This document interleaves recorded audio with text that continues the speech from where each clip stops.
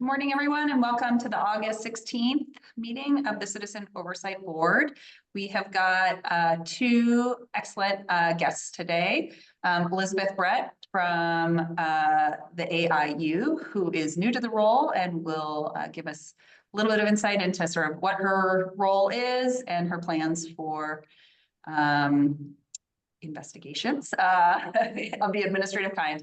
And then, of course, we're joined by Fire Chief Desmond Fulton. Thank you for being here today. It's been a while since we've seen you. I think maybe the last time we met was around the Marshall Fire timing. So we're long overdue. Maybe it's been more recent than that, but it's been a while, and look forward to sort of hearing from you about what's on top of your mind. If I go back to my agenda, which I just lost, I think we will, well, we were going to welcome Rufina, but I don't actually see her here. We've got a new board member, Rufina Hernandez, who starts this month. And we're thrilled to fill the vacancy left by Nick Weber. We still have one vacancy on the board. We're waiting for the mayor's office to fill that, and we're eager to have a fully staffed board. Additionally, the Civil Service Commission has announced their new executive director. Her name is Gracie Perez, and she will start on August 26th. The commission has jurisdiction over police and fire departments and independently vets their candidates, handles testing for promotion, and also hears disciplinary appeals. So it is a really important role both to the city, but also to the Citizen Oversight Board. And so we're glad that that position is filled, and we're eager to connect with Gracie once she's on board. Lastly, from a board business standpoint, we have really great attendance for our board strategic planning November 16th. Thanks everyone for going through the doodle poll again. We had pretty spotty attendance our first attempt, so wanted to make sure that we had the attention of the board in terms of developing the strategic plan. So now we do. Lastly, I wanted to go through the approval of minutes for actually two more things, August 2nd meeting. So if I may have a motion to approve those minutes. Great. Unless folks have changes. Second. Great. All in favor? Aye. Aye. Right. Any opposed? Great. The motion passes. Lastly, we are moving ahead with our October celebration of the 20-year anniversary of the creation of the Citizen Oversight Board, and we'll celebrate with folks from the monitor's office. So we're eager to do that, and thanks everyone for your enthusiasm around that event. With that, we can turn it over to Elizabeth Brett. Welcome. And we've got about 15 minutes with you. We did not provide questions in advance. Maybe as we begin, if you can sort of describe like what is the AIU, where does it sit, and sort of generally what does it do, and then provide any sort of insight you have about what you're hoping to accomplish in this role. Sure. So AIU is in the Department of Safety. We act as essentially an internal affairs for the Department of the Sheriff's Department. And so in doing that, we are administrative investigations. So allegations of misconduct against deputies under policy. We also, if other complaints come in, we refer to the appropriate agencies to handle as well. And any criminal investigations that arise, we obviously refer to DPD to investigate, and then they provide us updates once that investigation is over. My experience so far, I come from Chicago, where I worked at the Civilian Oversight or Civilian Office of Police Accountability. Sorry, it's been a minute. COPA is what we called it. And I also worked at the Inspector General's office for Cook County. So, and then I also have the credentials of being a licensed attorney. I used to do patent litigation support, and some bankruptcy. So I'm well versed in policy violations, and that's what I'm bringing to this role. At this point in time, I am about a month and a half in, so I am still gathering information on where we are with active investigations and our processes. And so right now, just trying to determine where we can improve processes and move investigations along. Thanks. Board members, do you have questions for Elizabeth?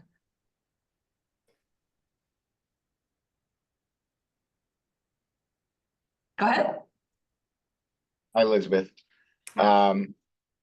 So what challenges do you see in this role? I know obviously you were just appointed, so it's very hard for you to perhaps answer that question fully, but what challenges do you see based on the information that you've learned about AIU today, Sheriff's Department, et cetera? I mean, I don't think I'm qualified at this point to go in depth on anything based on the time period that I've been here. But the challenges I see are obviously a large caseload, trying to determine which cases really should be investigated at our level as far as misconduct versus something that can be handled at a different level within the department, and having processes in place for those types of situations. So right now, the biggest challenge I see is just making sure that there's processes in place and that we can consistently apply to every circumstance. Do you have preliminary thoughts about what you're saying and certain things that can be addressed by different, I guess, departments or parts of the department as opposed to being handled by AIU? I mean, on a basic level, there are certain allegations that I think are on scheduled discipline, but have been going through full investigations that probably don't need that type of level of scrutiny before doing it. And then that way it can free up investigators to do higher levels of scrutiny on cases that require it. Other than that, I'm not exactly sure. I haven't been able to see enough of a pattern to answer that at this point. Yeah, that's fair. But scheduled discipline, you mean issues involving a deputy's schedule? Is that what you're saying, or am I misunderstanding?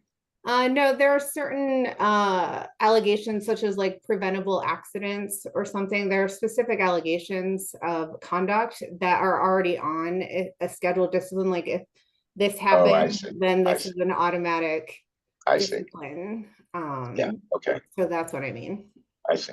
Okay. Like the rubric defines what the action is already. And so it doesn't require, like, you clearly did this thing, you acknowledged you did this thing, and we have a matrix that says this is the outcome that's supposed to be applied. Absolutely. Yeah. Thank you for clarifying that. Yes. No problem. Understood. Okay. Daniel, did you have your, oh, go ahead. Daniel. I just thought, before we get too deep into this, Steven and others, if y'all want to introduce yourselves as well to Elizabeth, and a little bit about, perhaps your background, since we're introducing ourselves to her as much as she's introducing herself to us. Sure. I'm happy to go first. Hi, Elizabeth. We just met. My name is Stefan Stein, and I've been on the board, I guess now almost 4 years. I am an attorney at Sherman Howard, which is a law firm in Denver. I'm the CEO of the law firm. I still practice law somewhat part-time. And let's see, my background is that I was a former federal prosecutor. I'm a former federal prosecutor in Los Angeles, U.S. Attorney. Nice to meet you. Thanks. I'll go next since I've already spoken, and I do have a question for you as I go. I'm Julie Richmond. I chair the board. This is my 5th year on the board. I have various interactions with public safety, and I used to work in a city and at the state, and interacted heavily with our public safety infrastructure there. And now I work at a university, and campus safety reports to me, although it's not a commissioned police force. So I'll make that clear. The question that I have for you is sort of what's your planned engagement with the Office of the Monitor? Obviously, the Monitor has aims and desires for engagement with AIU, but sort of based on your background, sort of what do you see as most productive in terms of engaging and, with us as well, with outside oversight organizations? Sure. I mean, I don't have a specific plan, but I do think I want to do a collaborative sort of system. I have already been in talks with OIM to see some of their patterns that they've noticed that can be addressed. I think open communication and transparency with everyone is great. So that's sort of my idea and plan. I don't know what that looks like specifically. Questions from other board members? Oh, Go ahead, Karen. my name is Karen Collier. I am currently a community activist. I am a retired court reporter. And I've been on the board, I think, like 6 years. Ooh, that's a long time. Anyway, you mentioned having worked with the was it the oversight board in your prior position? Correct. And so were you simply a member of the board, or did you have some administrative function? Well, so it's not a board. So COPA is similar to what the Department of Safety is doing as being independent from the police department. But we had jurisdiction over Chicago Police Department, and we split jurisdiction with their internal affairs. And so we focused on more like use of force, Fourth Amendment, and those types of allegations of misconduct. And then in our system in Chicago, there was then the independent inspector general for the city, that they had a public safety division that acted similar to what your monitor is here. Okay. So we, as COPA, we did the investigations, and we were all civilians. There were requirements that there couldn't be any sworn members from CPD and other issues, like a 5-year period where anybody from CPD couldn't come over to COPA, those kinds of things. Thank you. Welcome. Thank you. Nice to meet you. I'm happy to. Others? Go ahead. Good morning. My name's Larry Martinez. I'm a Denver native and have worked in human services for over 22 years and have been on the board now for about 2.5 years. Pleasure to meet you. Nice to meet you. Hi, Elizabeth. Oh. Go ahead, Alfredo. Hey, good morning, David. Good morning, Elizabeth. My name is Alfredo Reyes, also a proud Denverite, born and raised on the West Side. I'm the executive director of the Latino Cultural Arts Center in my day job, and I have been with the board now going on a year, I believe, in November. Welcome. Thank you. Nice to meet you. And then, how you doing, Elizabeth? David Martinez. I am a community organizer, and I'm also the research and policy homie over at EDNIUM, the alumni collective that serves Denver Public School alumni as a transformative force to the way that the city educates and reinvests in their homegrown talent. And I'm sorry for hopping on a little late. I might have missed this, but I'd be really interested in understanding why you do what you do. Oh, that's a loaded question. I think most people have sort of a story as to why they got into what they got into. For me in Chicago, we had an incident with an individual named Laquan McDonald that sort of sparked a lot of attention, I suppose, to policing and issues within the policing. And so I wanted to be a part of the system and making sure that we have a very professional and beneficial police system. So that's why I entered into the oversight.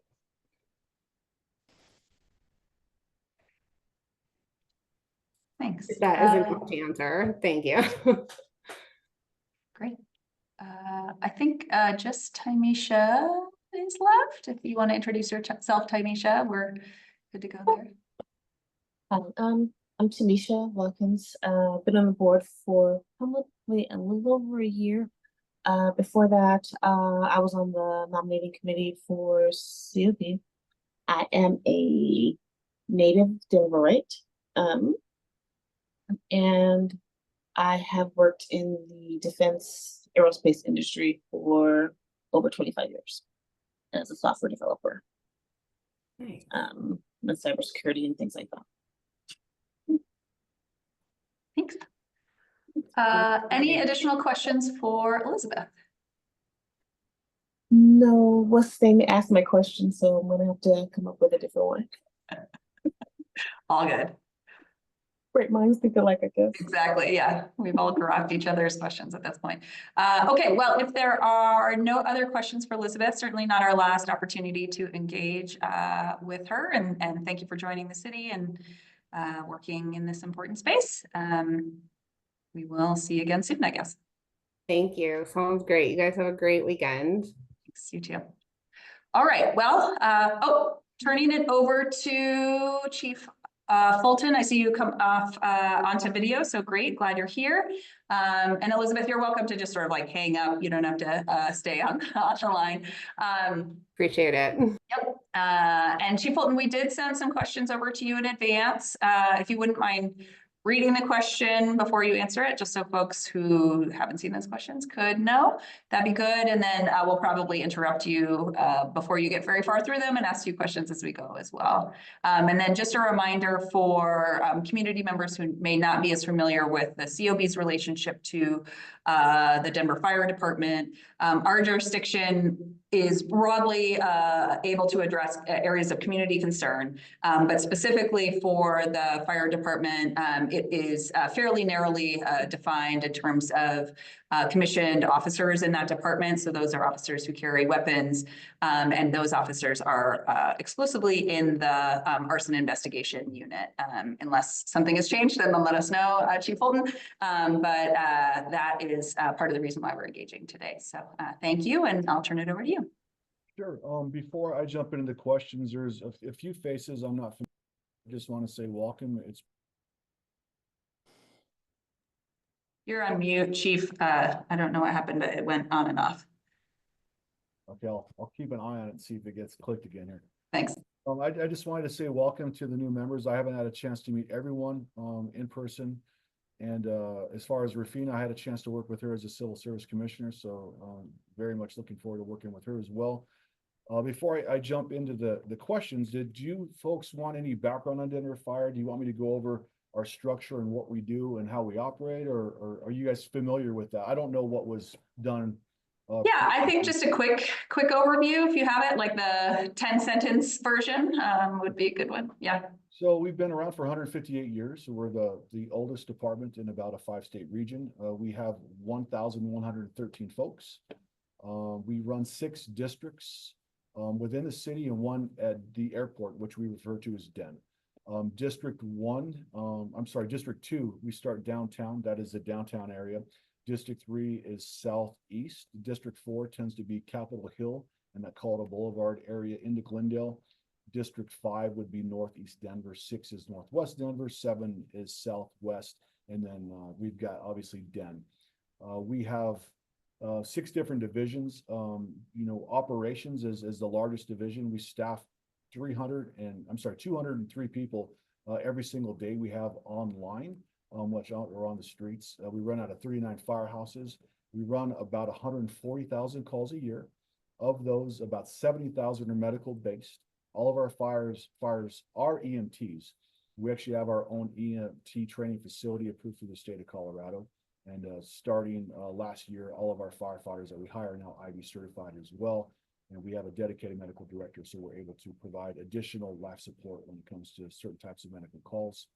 We respond to a whole litany of things, anything from the per real, the cat in the tree, to structure fires, to people trapped in auto accidents, hazmat releases, water rescues, high-low rescues, confined space, you name it, we respond on it. We are that agency where if 911 is not quite sure where to send that call, they send it to us because we're really good at problem solving. Jumping into the questions, I guess I'll take a pause to see if there's any questions related to how we operate or how we're structured before I move on to the questions. Just one quick question. Because Denver is a city and a county, do you have any special jurisdictional stuff that like another city might not have? We do not actually. The funding's a little bit different the way we're a city and a county. Most departments around us are from boards. So all of their revenue comes from property taxes. We are strictly from the general fund, so all of ours comes from sales taxes. So we're very different in that aspect. We don't have the stability that other agencies do around us with the property taxes. The second thing is, if you guys aren't aware, we do provide services for other cities. So we have contracts with the city of Glendale, the city of Inglewood, the city of Sheridan, and Skyline. And we actually generate revenue from them, but we protect them when it comes to fire protection, auto extrication, and EMS. The city of Inglewood is the only firehouses, there's 2 there, where we actually have on-site ambulances. So we run parallel with ambulance services, which are contracted through Denver Health. Denver Fire does not transport. So we have a contract with Denver Health as a primary transport agency. And then there are other ambulance companies that come into Denver to help augment the needs that can't be met through Denver Health. But that is the only 2 firehouses where we actually run an ambulance out of those firehouses. The first question that you had was, could you please, when Internal Affairs receives a complaint, how do they determine whether to open an investigation? So we've got 2 different types of complaints. We've got complaints that could come in person through our online complaint compliment form, which is accessible to everybody on our bulletin board and through the web. Complaints can be related to on-duty events, or they can be related to off-duty events. If they're on-duty events and there's a possible rule violation per our discipline matrix that could result in a reprimand or lower, IA will send that to the supervisor, generally the division chief of where the complaint lies. So if complaint is someone involved that is at our assigned to, for instance, our training division, then training would look into the initial complaint. And then IA monitors and tracks the outcomes in IA Pro. So we use IA Pro for everything, very similar, I believe, to DPD. If the complaint is related to off-duty, and there's a possible rule violation for our matrix, and it could be above a reprimand, IA conducts the investigation and tracks it in IA Pro as well. If it's criminal within Denver, DFD, IA sends it to DPD IA, so they can conduct a parallel investigation. If it's EEO based, then DFD IA will conduct a parallel investigation with Safety HR, which is where the EEO group lies within. And then obviously they document their findings and then share those back with us. We run a weekly report or case log and the progress of those cases. Those are shared within our structure with those that are on a need-to-know basis. And they're also shared with the city attorney's office and the executive director's. Just one note of clarification, EEO, do you mean equal opportunities, so issues of discrimination and harassment? Yes, exactly. Was there any clarification or any questions before I moved on to the next question? Okay, with that, the second question posed was provide a high-level overview of DFD's programs and operations. This can be very time-consuming, so I'm just going to kind of gloss over these because if I get into the weeds a little bit, it'll take up a predominant amount of time for the meeting here. So as far as programs and operations, operations is about 80% of what we do, right? That's when someone calls 911, they need us for some sort of emergent operation. We will send somebody. We staff engines, which carry all of the fire hose, and we staff trucks, which have the ladders and a lot of the extrication equipment. It's a big rolling toolbox. And we have 2 rescue companies, and now we have med units. And I know that was a question, so I won't delve into the med units too much on this particular meeting. But as far as programs and operations, I'm speaking to just operations right now. So we have uniformed dispatchers in the 911 center. So when someone calls 911, that goes to a 911 operator. They're taking notes and they're asking, the process they use is called QAQI. They're asking very specific questions, and based on the answer to that question, it will take them down different pathways. Once through these questions that are asked, they can identify that it's either a hazmat, medical base, something related to fire. They will pass that information on to our dispatchers, who then have access to the QAQI notes. Then our dispatchers will continue asking those questions. Once they get the relevant information of what the general nature of the call is, and then what resources would be needed, since they're uniform, they've got a great idea of what resources to send. Based on our geographical location, they can look and see where our engines and trucks are throughout the entire city. And with that, based off of that, they can then dispatch the units accordingly. So they don't need to wait to get all the information. If they hear cardiac arrest, they get that address from the enhanced 911 software. We're immediately sending our engines or trucks to that respond to that cardiac arrest. We follow NFPA 1851 standard, and what that is it's a 5-minute turnout. So we have 1 minute once we get that call in the firehouse to get all of our safety gear on, get on that engine or truck and get out the door. Then we have 4 additional minutes from the time we're driving to arrive on scene. So we have that 5-minute standard. We are within the 93 to 94 percentile with our 60-second turnout. And then we fluctuate between 67 and 72 on our actual drive time. The goal is obviously to be higher, but I don't know if anyone on this call has been around downtown or on Florida Boulevard. There's construction everywhere. Sometimes streets are shut down. We have to go 5 blocks past. You name it. There's a lot of things. And like we always tell our folks, we don't do anybody any good if we get in an accident on the way to the call. So we're very cautious and take our time when we're going to those calls and make sure we don't put our people in harm's way, nor citizens, as we're responding to those calls. Then once we get to that call, as I said, if it's medical in nature, all of our firefighters are EMTs. We then generally arrive first on scene. And then Denver Health has a longer response time based off of their metrics they're trying to achieve.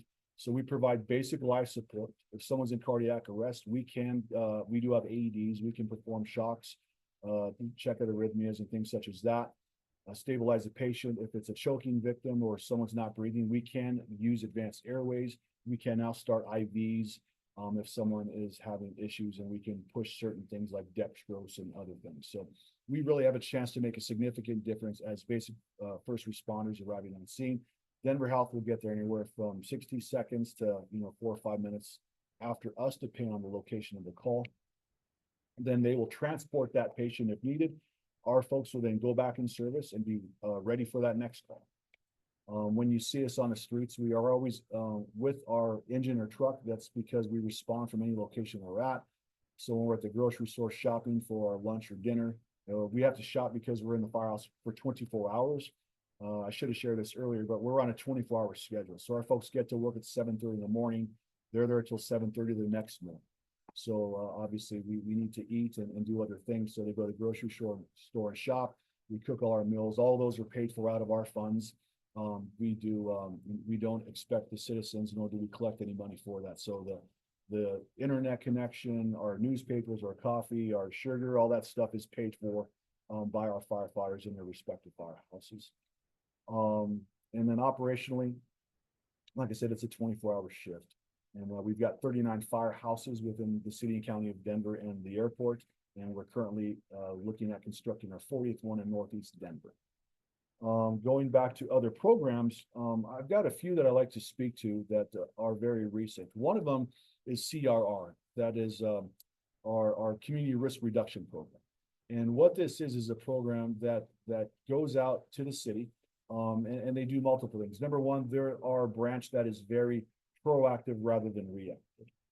Anytime there's a significant community event, we know there's lots of folks there, lots of kiddos. We are there, and what they're doing is they're teaching classes such as stop, drop, and roll. They're teaching kids to have escape plans and where they're going to meet with their parents when they get out of the house, what to do if a smoke alarm goes off, what to do if they're awakened by smoke in the house, how to stay low and get out of the house and go to the meeting point. They're going to Title I schools. We're partnering with DPS. We're doing a lot of wonderful things. We've been at over 75 events with 500 or more people this year, and they've had over 75,000 contacts. So they're really making an impact. The one thing I'm most proud of is we're partnering with the American Red Cross. So we're not only handing out smoke detectors and carbon monoxide detectors, but what we can do now is if we have a fire, let's say in Barnum, and we realize once that fire is done that there were no smoke detectors in that house, we can either give them smoke detectors, around the neighborhood. So what we'll do is blanket that neighborhood, knowing that that house that caught on fire didn't have smoke detectors. We'll knock on doors to see who else in that neighborhood doesn't have smoke detectors, give them smoke detectors. And if they don't have the capability, based on age or other things where we don't want them climbing up a ladder, we'll actually install those smoke detectors. So this is something we've never done before. So the past year and a half, this is a brand new program that we've implemented. Some other wonderful things they're doing is we've got a lot of large areas or structures, I should say, where they're providing care for elderly. We get a lot of calls on there, so we can look at data. And if, for instance, if we've had a particular address and we've had 8 medical responses and they were trip and falls, we'll go in there and we will teach a class. And we will go in there and actually give people the means to use double stick tape to tape their carpets down. We can put non-slip strips in the bathtubs, these things that are preventative. So rather than going there on an emergency, we're preventing the emergency. So this is a group of 3 folks that are all over the city that have had an amazing opportunity to make impacts within our communities that we serve. And it's something I'm very excited about because what the idea was for this program has grown tenfold. And if we ever get more funding for this, I'm excited for the future of what this can hold. But if South by Southeast, I believe, is having their event this weekend, that's a prime example. There'll be thousands of people there. CR will be there. We had a pancake breakfast 2 weeks ago at Station 39, and it was a kickoff to Denver Days. We had over 1,200 people there. CR was there, and there was a line 50 deep the entire time for these kids to go through the different training programs because it's a lot of fun and we give away a lot of prizes. So that's another program that we're working on there. That's internal. Some other things to bring to your awareness you may not realize we do is we have a large group of people that perform fire inspections, not only in every single business in the city, but we also do fire protection reviews. So we actually have fire protection engineers. So anytime a building is being built, at the inception of that building, we're involved in that process. And the reason we're involved is we not only approve the fire regulations and the different things that we're looking to as far as code for Denver Fire Code and International Fire Code, but we're making sure that those buildings are built safely for our folks that wear uniforms and for you as citizens. So if you go inside a building, they're following all the laws and the codes to make sure there's adequate means of egress, multiple ways to get in and out, that the construction type is built with the proper construction type based on the occupancy.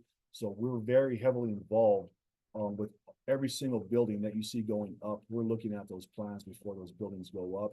Once they're up, we've got a team of over 60 people. That's all they do is inspect these buildings, as well as our fire crews. So any business that's within a fire company district, say for instance, Station 16, Broadway, from Iowa all the way down to Inglewood, that's their first in. So all of those businesses would be inspected once a year by those fire companies. And we do that for our own self-awareness to also catch things that could potentially be unsafe for people, consumers such as yourselves going into those businesses.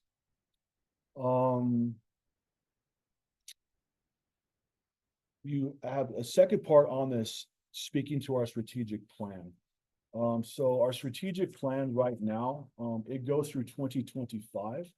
And I'll just give you a brief overview of where we're at on our strategic plan. So the first part of it was to promote a safe and inclusive and professional environment, was one of our goals and objectives. The second component was increasing training opportunities and sharing expertise. The third is enhancing business process and fiscal management. The fourth was to provide faster and higher quality emergency responses. The fifth is to increase community preparedness. And obviously there's a lot of subtopics within all of these categories. And then finally, the last one is to update our infrastructure, equipment, and technology. Again, I know we don't have the time to go into the depths of these, so I'll just give you some ideas as of what we're looking at here. One of them was ensuring that all of our fire chiefs that are on scene are trained as certified safety officers. That's a very arduous class and certification to obtain. That's something that we've done, and we were at 100% completion about 6 months ago. Some other things that we're looking at is the recruitment and hiring process. Something that I've been very proud of is the fact that we really are striving to look more like our city. I believe strongly in inclusivity and ensuring that we give everyone a chance to be part of our fire family. Since I've been fire chief, we've more than doubled the amount of women on our job. We've more than doubled the amount of people of color. So African Americans, the Latino communities, we're doing a lot to be out and be part of these communities, but really making sure that we're leveling that playing field to ensure that we're doing a better job of looking like the citizens in the communities that we serve. Some other areas that we're really looking at are the northeast quadrants of the city. Knowing that inverted L, there's been a large deficiency when it comes to having the ability to respond in a timely fashion, really pushing that narrative to the mayor and the city council. That's why we're building Station 40. And rather than waiting for that firehouse to open up 2 years from now, we actually expanded by another engine in that portion of the city. So we have another engine in Northeast Denver. It's running out of another firehouse, but they're having a significant impact in underserved communities in that northeast quadrant of the city. Other things we're looking at are hazardous responses. Obviously, Councilwoman Ortega brought this to everyone's attention, where we've got railways that go through the entire corridor of downtown that are carrying a lot of flammables and hazmat things. So we're really taking a hard look at the way we respond, how we respond. We look at data metrics weekly of our responses, and are they disproportionate in the city, and ensuring that we're meeting those gaps. So if we need to move an engine or move a truck to different parts of the city, those are things that we're really taking deep dives now as we move forward. I don't want to get too much into the strategic plan, but I will take a pause because I can talk somewhat quickly to ensure that I can entertain any questions as I continue to proceed through these additional questions. I see Alfredo has a question. Yeah, good morning, Chief. Morning. Thank you for your service and all that you do. I have a question that I don't know, it's probably comparing apples to oranges. So I'm not sure if it's a fair question or not, but one of the things that I've realized in the situational briefs that we get by Daniel is how few discipline issues we see coming through the fire department as opposed to the sheriffs or police. And again, it's probably not a fair question comparing apples to oranges, but what is it? Is it training? Is it culture? Is it just the nature of the job that's so different? What is it that y'all do to ensure discipline and, run a tight ship in that way? Sure. Well, that's a very fair question. And I look at this, I mean, this could be taken as a negative, but I see it as a positive. Since I've been fire chief, our disciplines have probably grown by about 30 to 40%. But our numbers in retrospect as compared to police and sheriff are significantly lower. They have entire divisions with 10, 15 people that are part of their internal affairs. We have a very, very small group. We've got our assistant chief and one captain. That's it. But I think there's multiple things. Number one, and in fairness to police and sheriff, when 911 is called and we respond to a scene, we're wanted there, right? People need us there. So we're doing something positive. We're there in their darkest days trying to make it better. When police are called to a scene, generally it's because something bad has happened and they're not wanted there by one side or the other, right?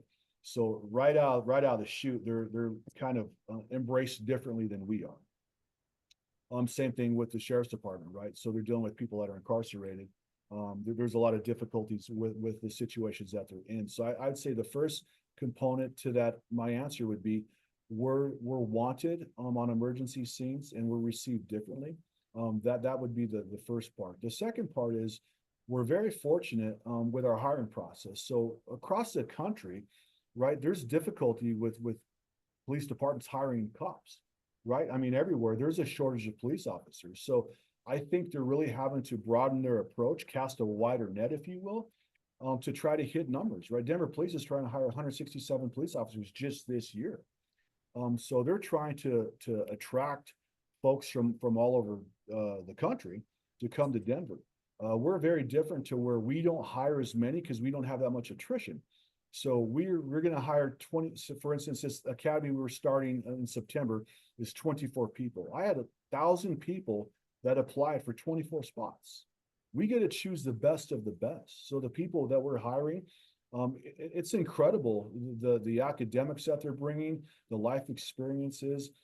These are people that have been professionals in other parts in the community and in different aspects of life. So we're really hiring some quality people. And then once they're hired, you know, again, you know, we're keeping our people busy with training. We have to stay in shape, or they're working out while they're at work. There's not a lot of downtime to get in trouble. And when we're interacting with the public, it tends to be in a more positive environment. So I would say that we're very blessed to have a large pool of people that are quality applicants, number one. Number two, the expectations are very clear on what's acceptable and what's not, starting with me as the fire chief, pushed all the way down to our leaders and officers. And we don't shy away from things. You know, the expectation levels don't change. I hold myself accountable and our folks hold themselves accountable. And I understand people hit bumps in the road and go through difficulties, but rather than waiting for our folks to fall down and then we pick them up, we're going to put our arm around them before they fall down. So that's something that we're very proactive in that approach. If I hear that someone's going through difficult times, rather than let them, you know, get in a bad situation, maybe where they're deadening things with alcohol or other things, you know, we'll bring them in and say, hey, we're hearing things are going wrong with you, or we've noticed you're falling off in these areas. What's going on? How can we help you out? We're trying to be proactive in that aspect. But in the end, Alfredo, I think we're just very fortunate to where, you know, on emergency scenes, we're there in a positive light and we're able to make things better for folks. And, you know, that's in the end, I think a lot of that contributes to the differences in the numbers. Thank you. Just sort of a follow-up question to that. Alfredo, did you have anything else on your question? No. Okay. A follow-up question I had is, at least when I started on the board, you know, there were the types of discipline cases that came through were highly related to sort of the firehouse culture. I do see less of those come through now, but just wanted to get your perspective on, you know, every city has firehouses with firehouse culture, and it's sort of part of the gig, but just interested in like, what changes have you made to sort of get out of some of the previous toxicity, and what work is left to do still?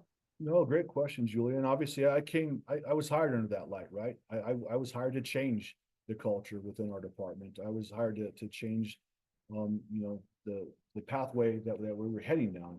And I took a no nonsense approach, and I let people know what our expectations are, and more importantly, why. But as far as the culture, I think there's multiple levels to that. The first thing is, you know, letting people know that they're not just a number, that they're a person, that we care about them. And I think if people feel like they're part of something special, I always use the term fire family, then you tend to work hard for each other rather than working towards individual goals. You're working towards the universal goal of how can we be successful as a we or as an us, not an I or as a me. The second thing is having intentionality. You know, it's not been easy to double the number of women on our job, right? Fire departments across the country, predominantly male, predominantly white male. But knowing that, you know, we as an organization have the intentionality to shift that culture. And the more you have people of color, of different backgrounds, of different religions, I mean, different everything, that's where you're getting your strength. I truly believe there's strength in differences. So the more welcoming we are, the more appreciative we are of differences, that's going to make us a stronger fire department. And then finally, you know, when we've had incidents where we've had, you know, issues with culture or issues bubble up, you know, we're not shying away from that. I'm approaching that head on. So we had an issue where I terminated a firefighter, made a recommendation to the executive director for termination. It was based off of EEO things that we may have slapped them on the hand in the past, or just said, hey, you know, you should know better than that, you know, go back and be a better person. We're not doing that now. You know, if you don't live up to our expectations and you don't have the same visions and values that we do and as the mayor does, then maybe you need to look at working elsewhere, because, you know, we respect and appreciate each other. We respect and appreciate differences.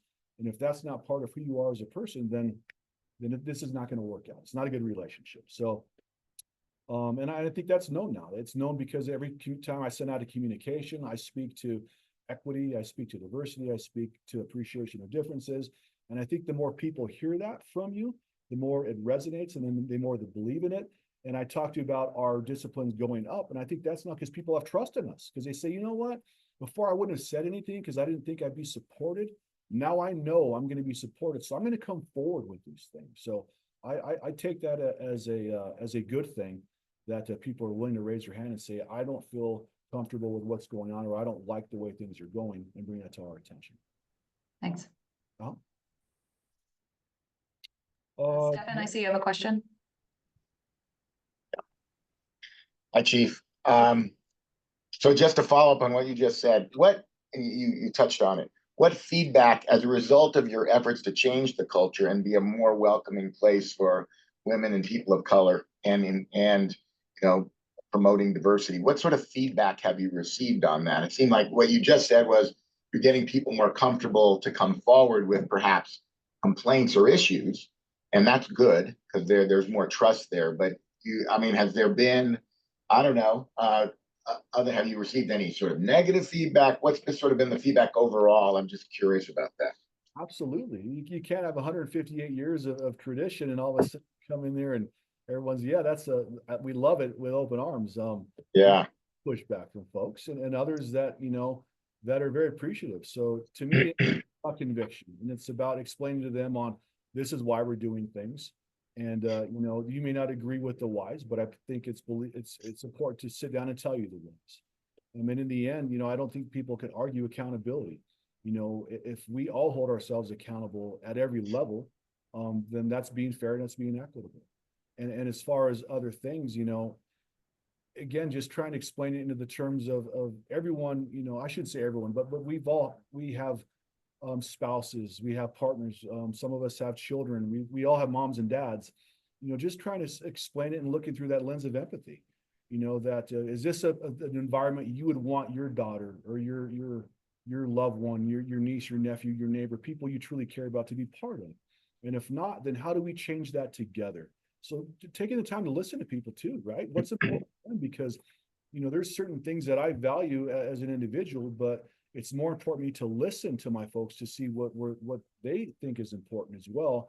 And then under that, how do we get 1,100 people to get a chance to say what's important to them? What's the current theme and common theme? And then how do we unify under those common themes and move forward under one unified approach? So, you're not gonna, I didn't get embraced by everybody by any means, but there's a lot of people that really pull you aside and say, thank you. It's about time that we have courageous leadership and someone to be willing to put themselves out there to do the right things for the right reasons. Thanks, Chief. I'm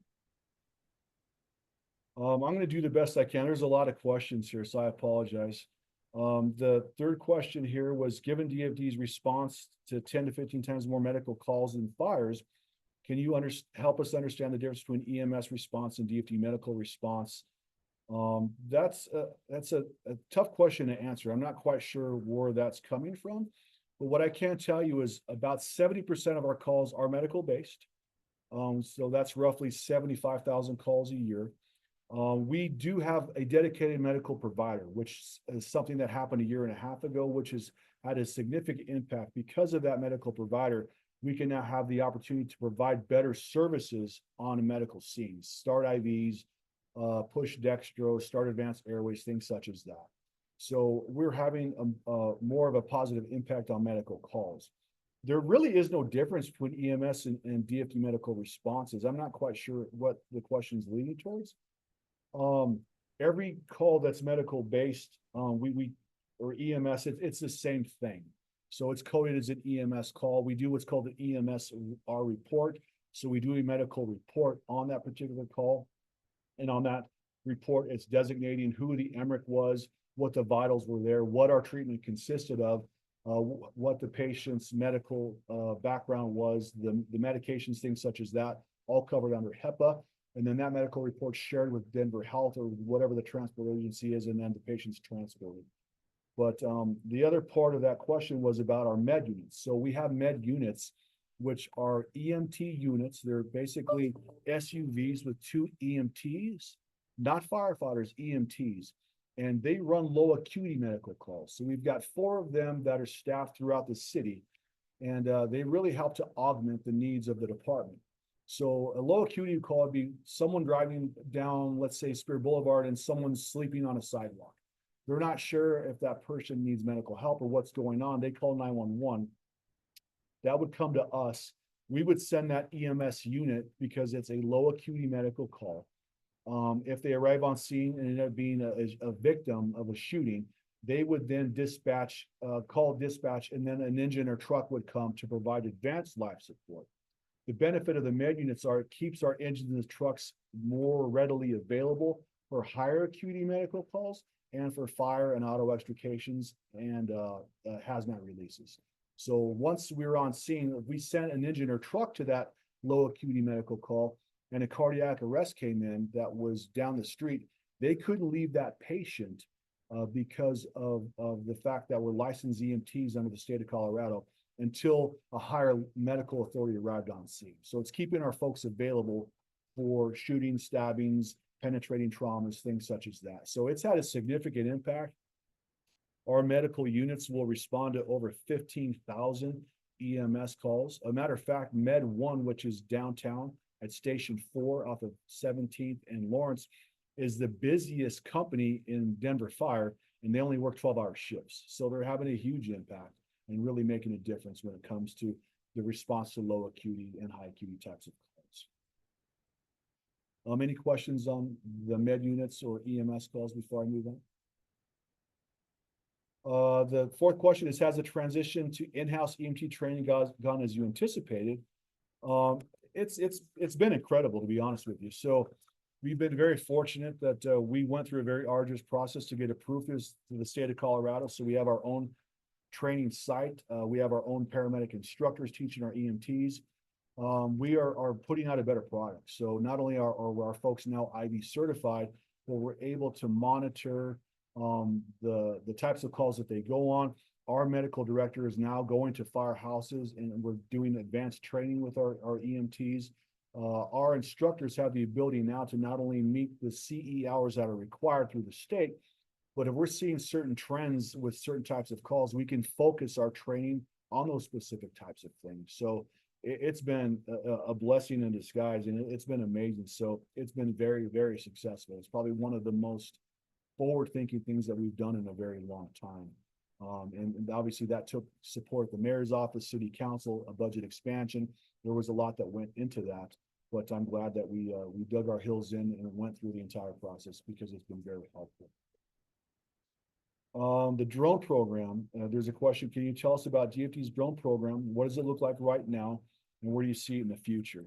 Our drone program was built in-house. And I want to make sure I'm using the technical terms that the folks shared with me.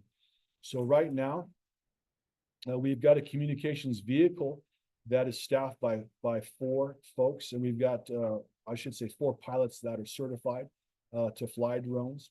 We've got 3 different drones. One of them is water resistant and wind resistant up to 40 miles an hour.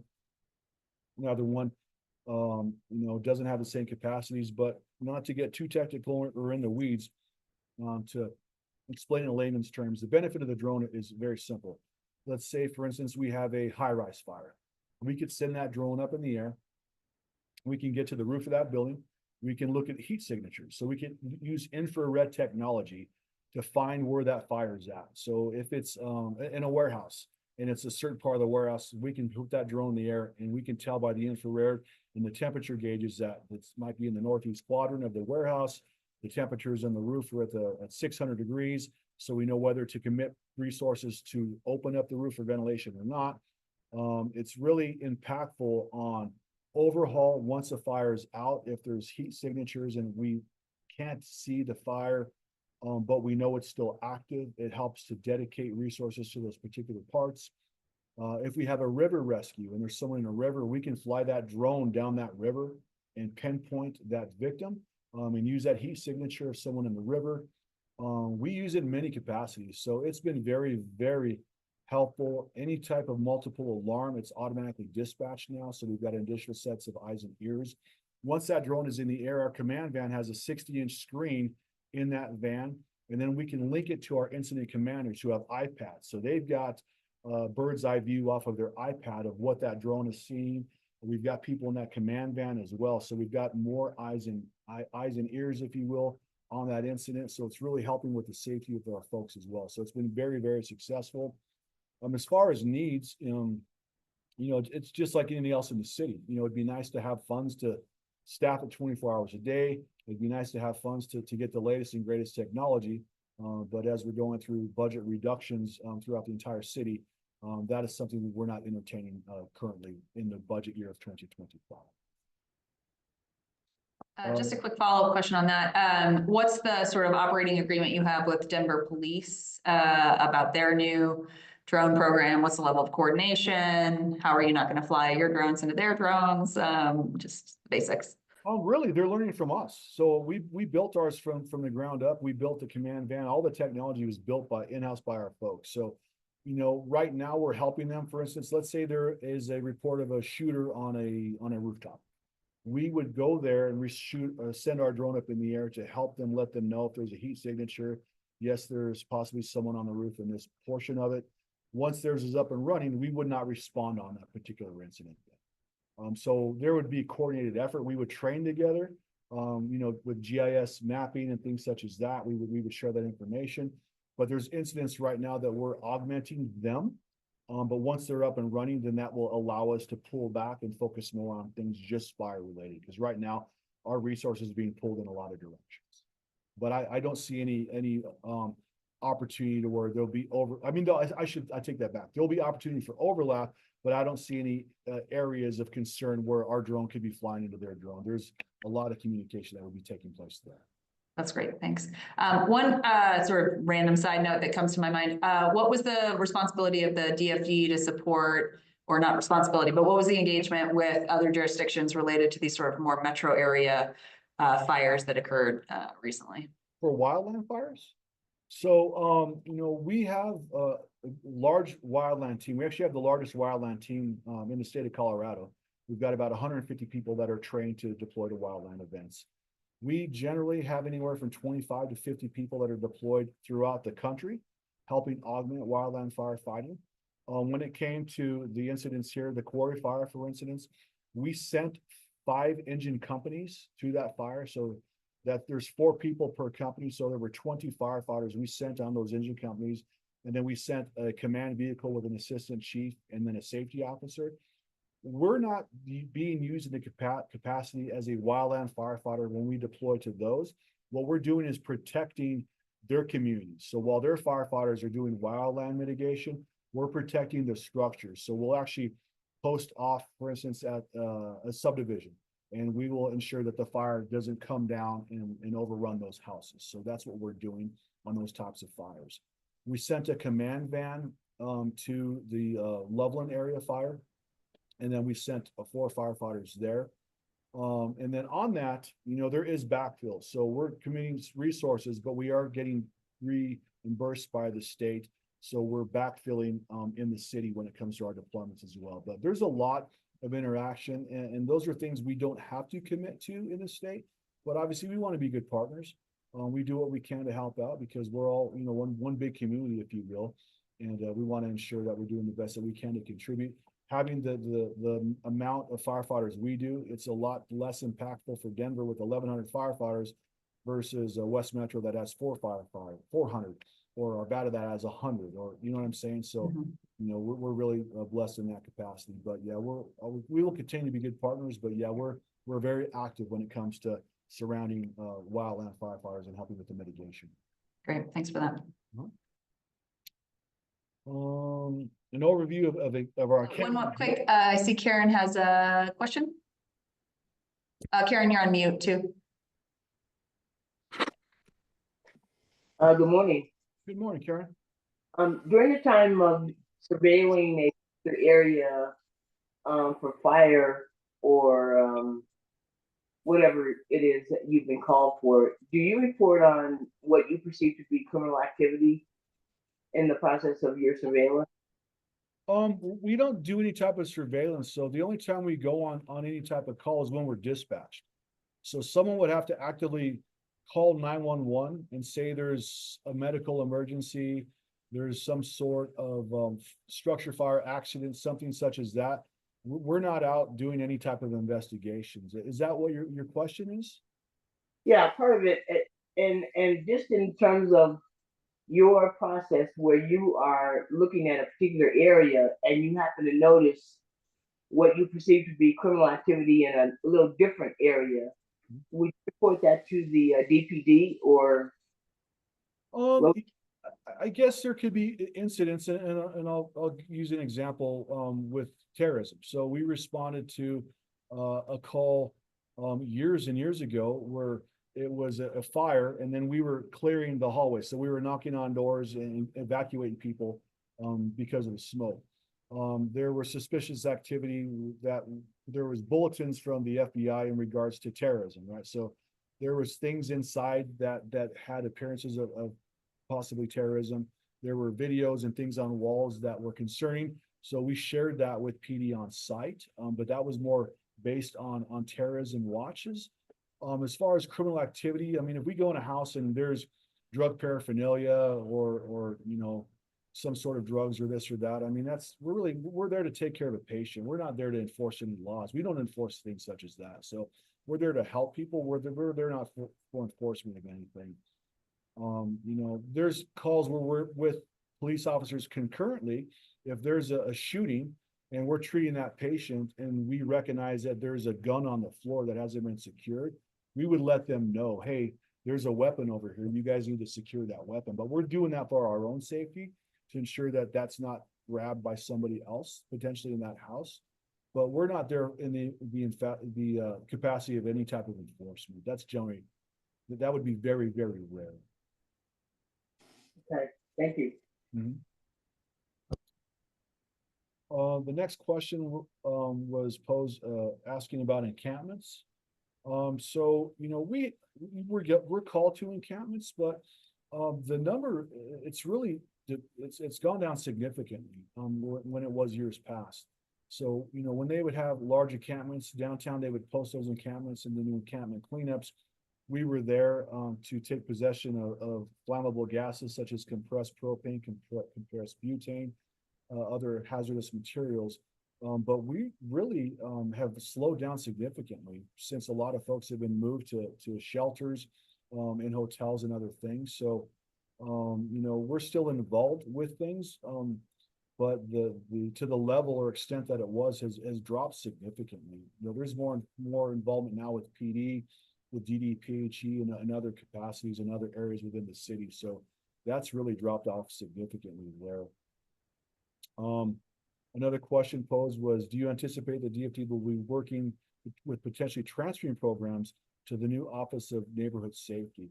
The Department of Safety moved a group of their folks to the Office of Neighborhood Safety, but there is really not any overlap with Denver Fire and that office. So I don't see us moving or committing any resources as of right now to that group or organization.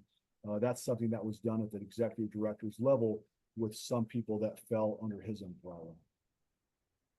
And then finally, the last question, 2 parts, is what is the current state of DFD staffing?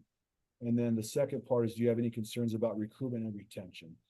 Staffing, we were very blessed and fortunate. Right now, we're at 99.6% fully staffed.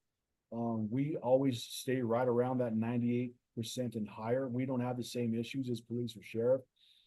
I don't have any concerns about staffing. My only concerns are always budget. You know, we've been getting hit with reductions year after year after year. And, you know, our budget, 97% of it is people.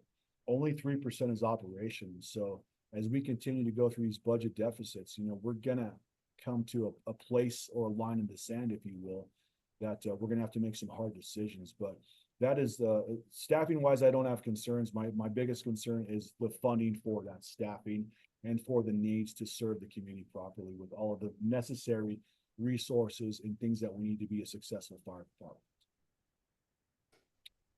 With that is the end of the questions, but I'll definitely take a pause and entertain anything else that I may have missed.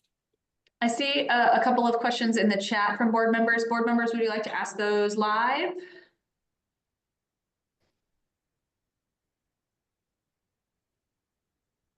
So you were talking about your drone program and that basically the DPD is learning from you. So I wanted to know what considerations you took um regarding like privacy and flying the drones into the neighborhood regarding privacy issues. Sure. And I want to be very transparent that I don't know what the FAA rules are. You have to be licensed, and our folks had to take a lot of different educational components and tests to be certified. So we just don't have anyone up there flying a drone. So they're very, very conscientious of what those laws are.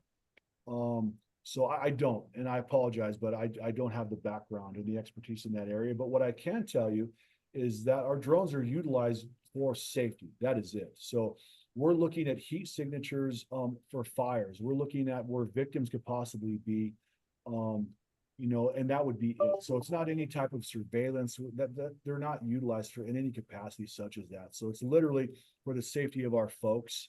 And a lot of times on a large structure like a warehouse, you have one view, right? If you're at the front of that big structure, you don't know what's going on what we call the Bravo side or the Charlie, which would be the back, or the Delta. So that's just more eyes and ears, and our people flying those drones can let our commanders know, hey, you've got a strong heat signature on this portion of the building. You may not see it from where you're at, but something bad is going on. You may want to commit resources to that side of the building. So those are the things we're looking at. We're not looking at anything when it comes to anything else, which could potentially violate people's privacy. We're not flying those drones over neighborhoods and houses just for the sake of doing it. When we train, we go to our training facility off of 54th and Roslyn, and they'll fly them out there because they've got the opportunity to take them around that drill ground area, right? It's a very large drill ground. But there's really nothing that we're looking at in that capacity that could potentially violate people's personal and privacy rights. I guess it would be so when you're like you said it's automatically dispatched per call, right? Only for a multiple alarm fire. Okay. So we've got a 2-alarm or greater fire, we automatically dispatch them. And then technical rescue. So if we have a river rescue, we'll get that up in the air, because what can happen is they can fly down that river and have bird's eye view if there's a body hung up on a boulder or some sort of debris. If there is a high angle rescue, they could put that in the air to give the people a view. Maybe it's 100 feet in the air to let them know what's going on that we can't see from the ground. But it's not dispatched on every type of emergent. Thank you.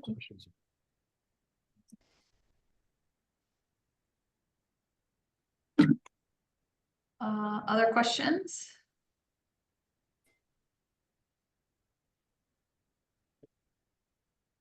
Okay, great. Thank you, Chief Fulton, for the time today. Sure. It's been quite informative, and you've got a lot going on, so I appreciate you taking time to share all the work with us today. Did Yep. Larry have a question? Yeah, I see that in the chat. I wasn't sure if you wanted to ask it live. Oh, yeah. Sorry. That's okay. I see Larry coming off of mute. Yeah, sorry, I have a bad internet connection, so I apologize if my connection is Okay. spotty. Chief, my question is about the wireless transmitters, and with that switching over from, fire alarms had historically communicated via landlines. Just wanted to see how that switchover is going to wireless transmitters, and have you had any challenges related to that, and are they showing to be as reliable as the landline communications have been? Oh, great question. And right now it's been very smooth. We haven't seen any glitches. It's been pretty seamless. So obviously landlines are kind of been phasing out as we progress as a society, but we know that they're very, very reliable. But right now nothing's been brought to my attention, and it's been working very, very seamlessly. The one thing that we are noticing as buildings get larger, we've had difficulty with our radio communications. So we're now requiring people to put repeaters in buildings. That way we have better radio operations because of the density of the type of materials being used.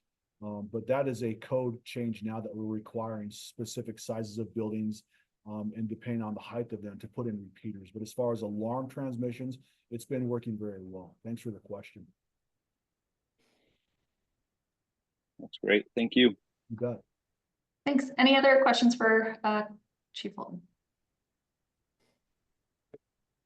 Okay, thanks. As I mentioned, thanks for your time today. Really appreciate it. And see you again soon. Great seeing everybody. Thank you for the opportunity and have a blessed weekend. Take care. You too. Monitor Castle, do you have any matters to discuss with the board in the public forum? Yes, Okay, go ahead. I apologize. I meant executive session. Okay. Monitor Castle, do you have matters that are a matter of deliberative privilege related to ongoing investigations or other matters that you'd like to discuss with the board in executive session? Yes, I do. Thank you. Okay, great. Board members, may I have a motion? Oh, and I see Rufina. Hi, Rufina. Welcome. May I have a motion to move to executive session? So moved. Great. Second? Second. Thanks. All in favor, aye? Aye. Aye. Any opposed? Great, the motion passes. We will see everyone in executive session. Thanks for a great meeting today.